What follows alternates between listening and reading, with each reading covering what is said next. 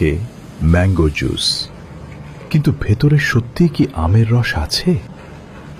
এই গল্পটা শুরু হয় এক ফোঁটা জল দিয়ে, তার সঙ্গে মেশে চিনি সিরাপ, স্টার্চ, কৃত্রিম ফুড কালার, আর সব শেষে মাত্র কয়েক ফোঁটা ম্যাঙ্গো পাল্প। স্বাদ আসার জন্য নয়, শুধু রং আর গন্ধের অজুহাত দিতে। মেশিনে সবকিছু ভালো করে মিশে যায়, দেখতে ঘন, রঙে ঝকঝকে, ঘ্রাণে আমের মতো।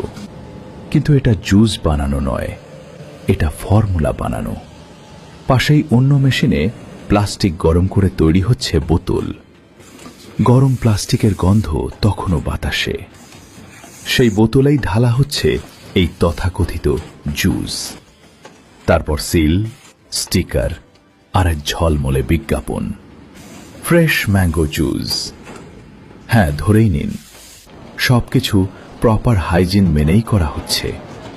হাত ধোয়া আছে, মেশিন পরিষ্কার, ফ্যাক্টরি ঝকঝকে।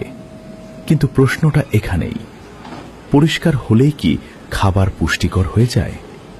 যেটাতে নেই ফাইবার, নেই প্রাকৃতিক ভিটামিনের শক্তি, নেই তাজা ফলের প্রাণ।